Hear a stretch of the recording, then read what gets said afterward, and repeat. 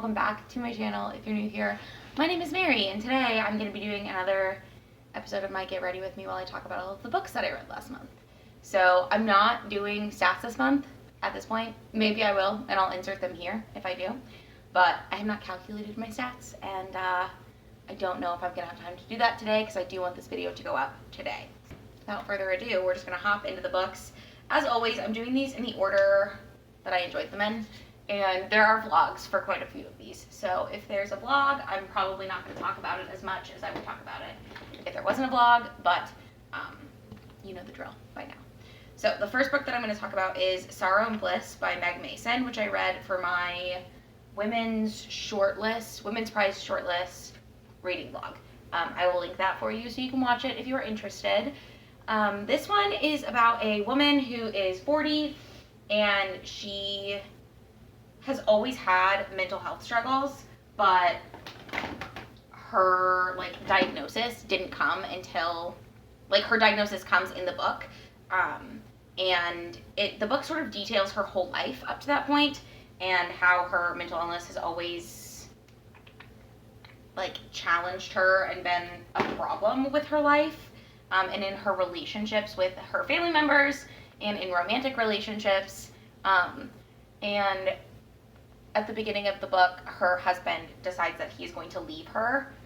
And so you sort of get the backstory. I was under the impression that this book was more about her having to start over at that point in her life. And that's not what it's about. So if you go into it thinking it's going to be that, I think it'll be disappointed. I think you will be disappointed. I think it will be disappointing. I gave this 3 stars. I didn't dislike this book. I think my expectations were just a little messed up. And I also just think that when I heard it described, I thought it was going to be something else. And what I thought it was going to be, I thought I was going to enjoy. And what it actually was, I found just kind of meh and not what I wanted from the book, I guess, if that makes sense. But I do have a whole vlog where I read this and 2 of the other books that I will talk about. I didn't read all of the shortlist, but I talk about that more in that vlog as well. So, also, my Roomba is running in the rest of my house, so I don't think you can hear it, but if you can hear a buzzing sound, it is my vacuum. That's also why the dogs are in here with me. Because they don't hate the Roomba, but it kind of freaks them out. So, okay, the only other 3-star I gave this month was The Unhoneymooners by Christina Lauren, and if you watch that vlog, I said I was going to give it 4 stars. I actually did give it 4 stars, and then I went back and lowered it to 3 stars because it's a contemporary romance about a girl whose twin sister marries this guy, and everyone at their wedding gets food poisoning except for the main character and who ends up being the guy who ends up being the main character's love interest, which is the brother of the her sister's husband, if that makes sense. So it's her brother-in-law kind of, but they're not related obviously. But then they end up having to go on the honeymoon because the honeymoon was already paid for and they have to claim the honeymoon.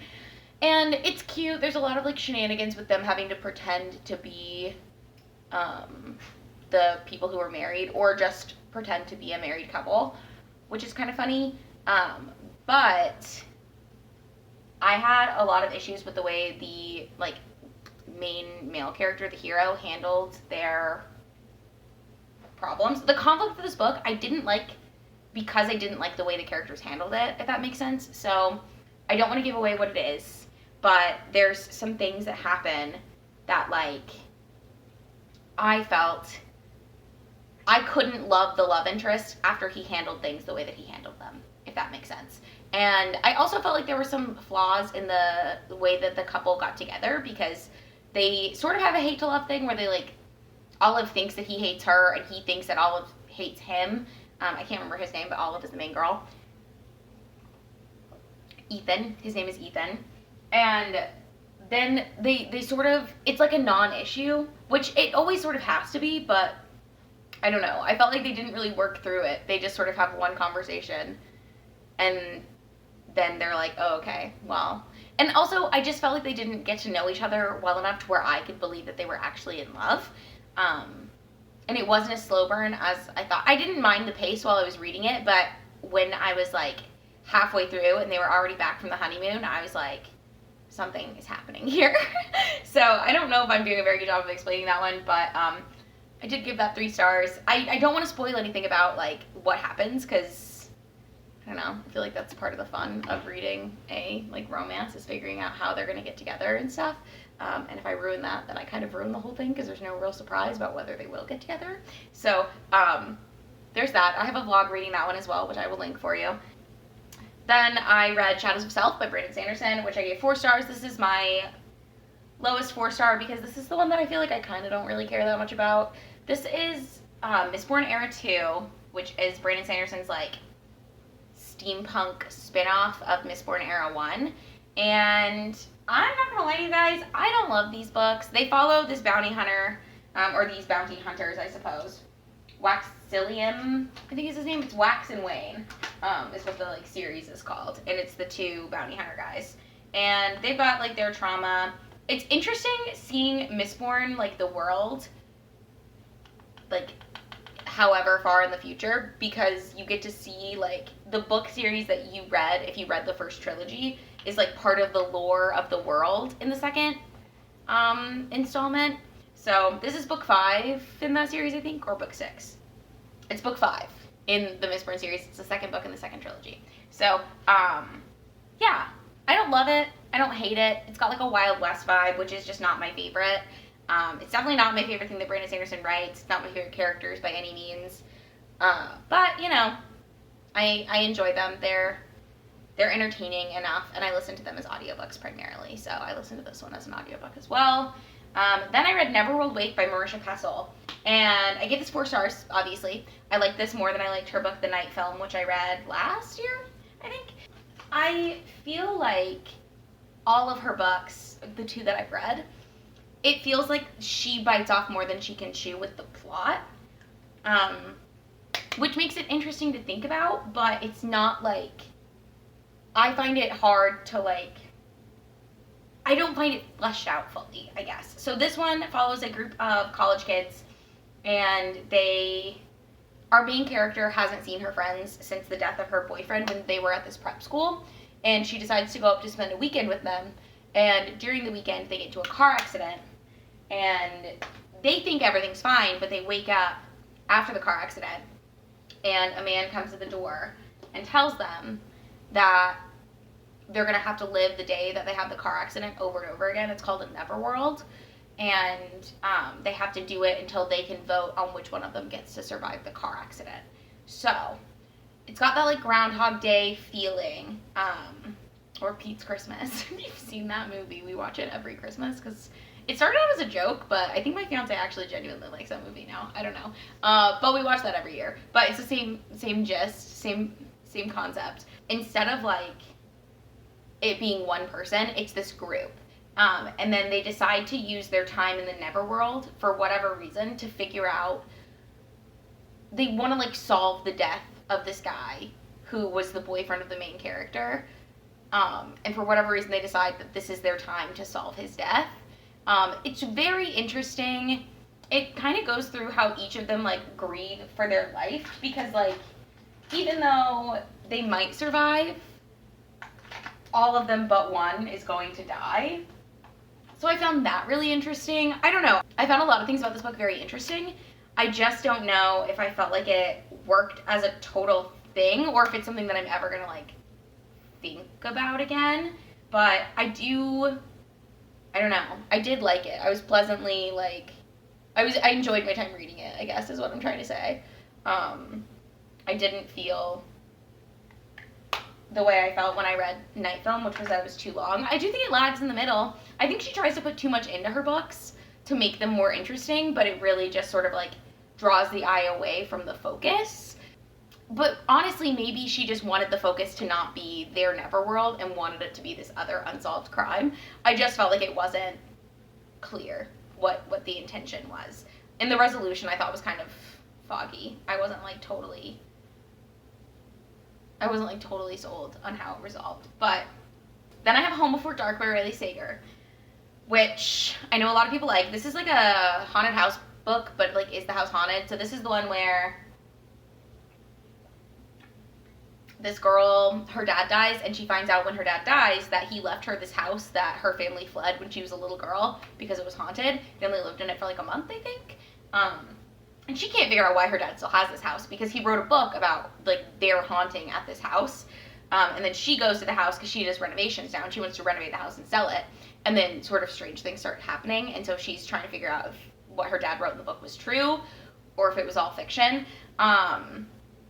This one was good. I really enjoyed it. Like, I had a good time reading it. I was wondering the whole time whether the house was haunted or not. I'm not going to tell you if it is or isn't. But it was one of those books where, like, I feel like I did myself a disservice by listening to this as an audiobook because I wasn't able to keep track of all the characters as well. And I think if I had read it physically, I would have been able to keep track of who everybody was better, and I wouldn't have not have been as, like, shocked by things that happened. And my shock sort of threw off my enjoyment of the book, if that makes sense. Because I did kind of feel like the ending just sort of came out of nowhere. But I think if I had read it physically, I would have not felt that way, if that makes sense. I don't know. I liked that one. I will read more Riley Sager. I'm not, like, sold on him as an author. I wanted this to be, like, a 5-star amazing read. I think I'm just not sold on anything right now. I had one book that I gave 5 stars, and even that one, I'll get to it. I'm getting ahead of myself. Then I have the Book of Form and Emptiness, which I also gave 4 stars, obviously. This one ended up winning the Women's Prize for Fiction, so if you've seen my vlog, you've seen how I talked about it. I will link the vlog if you want to watch it. But this one is about a little boy whose dad dies, and his dad gets run over by a truck in the alley behind their house, and it's just about how after his dad dies, he starts to think he can hear objects talking to him, and it's sort of about that, and him progressing with life, dealing with grief. We also talk a little bit about his mom, and we get some point of view from her about her dealing with the grief of losing her husband, and how, like, your life changes when you lose somebody like that. It does have, like, a large portion of it is told from the perspective of a book telling the story of the boy's life, which was an interesting choice. I really liked this book. I found it kind of out there and, like, wild, but I enjoyed my read of it for sure, and I liked the things that the author Ruth Ozeki did with the little boy and with his, like, relationship with his friends and like the desire to fit in, and then, like, confusion from the loss of his dad. Like, it felt realistic to me in that sense of, like, how, I don't know, teenagers are people and, like, how they might react to something like this. I also, you know, I love a quirky cast of characters, and this definitely has that, so I really enjoyed that. Yeah, I thought it was, obviously, smarter people than me thought it was the best of the books, so, I don't know, I thought it was really good, and I would recommend reading it, but I have heard, that's the one that I hear people say they DNF'd of the prize, so, that's curious to me. It wasn't my favorite of the ones that I read, obviously, because there's one more to talk about, but, yeah, I liked it. I thought it was good. Then, I have In My Dreams I Hold the Knife by Ashley Winstead. In My Dreams I Hold the Knife is like another reunion book, sort of like Neverworld Wake, how it was these friends who hadn't seen each other since high school, except for this time, I think it's been like 10 years, and it's their 10-year college reunion. So they all go to this, like, it sounds like Duke, kind of, because I think it's in North Carolina, and it's not like a top tier school, but it's like a top tier school. Am I making sense? Because Duke isn't like Harvard, but it's like also not UNC. I don't know if I'm even making sense. It's not like a state school. It's like a private, prestigious university. Whatever. They go to Duke. We follow primarily this one girl, and we know that when they were in college, one of their friends was murdered with a pair of scissors, and they're trying to figure out who did it now. And the girl's brother, the girl who was murdered's brother, is who, like, organized this reunion thing. It's like his job. He works for the alumni office, and he basically corners them and is like, we're going to figure out how she died this weekend, or today, or whatever it is. This one, I did figure out who it was. I always am proud of myself when I do that. I really liked it. I thought it was a really, like, good, solid book. It was very, like, twisty and turny. I liked that you got to hear from every single person, and all of them had reasons that they would have done it, and all of them had, like, the possibility to do it, because it's like, wait, you were the last one seen with her at this party. Wait, you were doing this with her boyfriend. Wait, and like all of this stuff. So I thought it was really good. I really enjoyed it. I gave it 4 stars. I did have a solid time reading it. Yeah, it was good. And it was also one of those things where like you're reading it and the whole time you're like, am I reading from the point of view of this killer? Like, did she do it? I don't know. So that was really fun because it had the whole like unreliable narrator thing. I don't know. I really liked it. I really did. I had a fun time reading it. I would recommend it. I would read more by Ashley Winstead. I think she writes romance too, so maybe I would read an Ashley Winstead romance, but I don't know. I had a good time and I'm glad I read it. Finally. I feel like people talked about that book last year and it was super hyped and I'm glad I read it. I had a good time. The next thing I read is The Island of Missing Trees by, hold on, I've got to figure out what the author's name is. Elif Shafak. And this one was my favorite. This was my pick to win the women's prize. Did not win. But this is kind of like a story of Cyprus. It's about a girl who lives in London and her parents are both from Cyprus. Her dad is from the Greek side and her mom is from the Turkish side. And prior to the book starting, her mother has died. And she's never met any of her family on Cyprus because her family, or her like extended family, was not okay with her parents marrying because Cyprus has a really big conflict between the Greek and Turkish sides of the island. The beginning of the book, she gets this assignment from class to do a project based on like an older relative, and you're supposed to bring in like a family heirloom that means a lot to your family. And she doesn't really know what she's going to do with this because she doesn't know her family very well. And then her mom's sister, her mother has passed. I think I already said that. But her mom's sister comes to visit for the first time, and she and her mom's sister really butt heads. But you also get this story that like the mom's sister is able to tell to the little girl about, she's like 16, I think, whatever, about her family and her history. And then you get parts of the book told from the perspective of this fig tree that her dad has saved from Cyprus. Not really saved, but like you get the history of the fig tree and how the fig tree has always watched him and his wife, and then now their daughter, and how the fig tree has seen all of these things in Cyprus and then now seen all of these things in London. And I thought it was beautifully written. It was lacking some sort of oomph for me to give it 5 stars, because I gave it 4 stars, but there was something so like powerful about reading this book from the perspective of this tree and how much the tree loved the people that it like was a part of. I don't know. There was something about getting the history lesson from the tree that really worked for me in a way that reading the boy's story from the perspective of a book did not work as well for me for the other book that had like a similar theme for the women's prize, if you remember Book of Form and Emptiness. So, that being said, that would have been my pick. Did not win, but that was my pick. The last 4-star that I have to talk about today is gonna shock you, because I can't believe it was my favorite either. Punk 57 by Penelope Douglas. This I read again for that romance reading blog, and this is a like high school bully romance between these 2 kids, Misha and Ryan. Misha's a boy, Ryan's a girl, and they got paired up as pen pals when they were in like 4th or 5th grade because Misha's teacher thought Ryan was a boy and Ryan's teacher thought Misha was a girl, and so they got paired up as pen pals. They've kept in touch. They've lived like 30 miles apart their whole lives, and the kickstart of the book is Misha and his band have this party to fundraise for their band, and Ryan shows up, and Misha and Ryan in their letters have always been like outcasts and like bonded over that. And then Misha shows up and Ryan shows up, sorry, I get them confused because they have whatever. Ryan shows up and she's actually like this very popular cheerleader.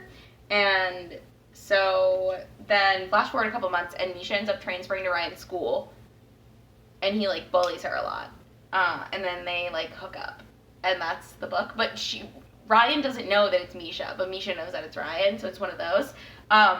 The steam in here, immaculate. I cannot believe that I was this into reading smut scenes about teenagers, but here we are. They were both 18. It feels gross to talk about, to be honest with you. But I loved it, yeah, absolutely. Like 10 out of 10, immaculate. I gave it 4 stars because of how weird it made me feel. Like, I wish things were different about it. Also because the beginning, I really didn't like it. I don't like bullying. I think it like made me really uncomfortable to read how mean they were being to each other. But obviously I ended up really liking it. So last book, the only 5-star of the month, it was also in that blog, and it was The Love Hypothesis by Hazelwood. I was hesitant to go into this one because I've heard people say that it is Reylo fanfiction, and I'm not a big Star Wars girly. Are you okay? Alright, he's good. But, what was I talking about? I really liked it. I thought it was great. The chemistry was amazing. So this one follows a PhD student, also named Elif, and she has this friend who is like her best friend, and she was kind of like dating a guy in their PhD program. Olive was. And then he met her best friend, and they hit it off really well, and she didn't really like the guy that much, so she was like, yeah, no, you should date him, to her friend, and her friend was like, no, I can't do that to you. So Olive feels like she has to fake date someone else so that her friend will date this guy that she likes. Does that make sense? Hold on. But Olive's plan is not actually to fake date anyone. Her plan is to lie and say that she's dating someone and just hopefully not get caught. But the kickstart of the book is that she does get caught. She's in the library when she's supposed to be on this date. And so she kisses the first person she sees in the library. And who would that be but her, like, a faculty advisor in their program, who's not her faculty advisor, but his name is Adam. And then they fake date. And then they fall in love. And that's the book. But I loved this one. If you like the hating game, I think you would like this. It kind of has that same, like, I don't know how to describe it, but there's like a, can I please line my lips? Okay, good. Oh, fucking hell. There is,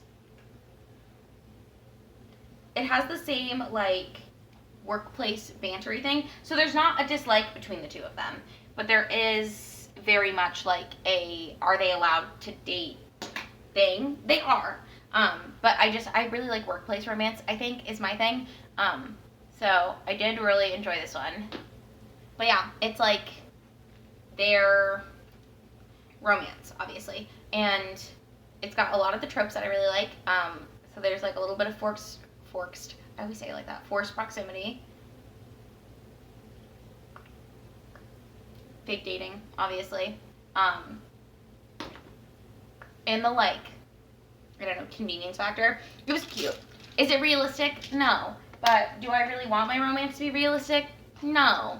I really enjoyed it. I liked the way that the conflict was handled. I liked the way that everything went. I didn't feel like it, like, was too easy, and I really could feel the chemistry between the characters. So that's something that I definitely look for in romance. But I'm gonna do my hair, and then I will come back and wrap up with you. Okay, we're doing a bobble ponytail today.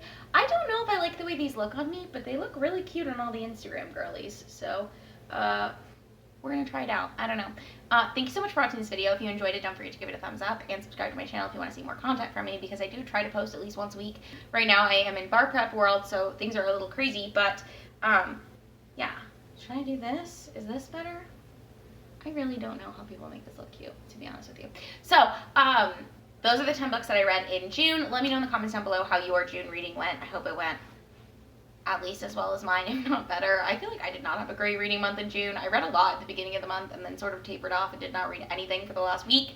But sometimes it'd be like that, I guess. Thank you again for watching this video and being a subscriber. If you are, it means a lot to me. I'm very close to 500, which is kind of surprising considering I've like slacked off entirely this whole year for posting. But thank you guys so much for being here, and I will see you in my next one. Bye!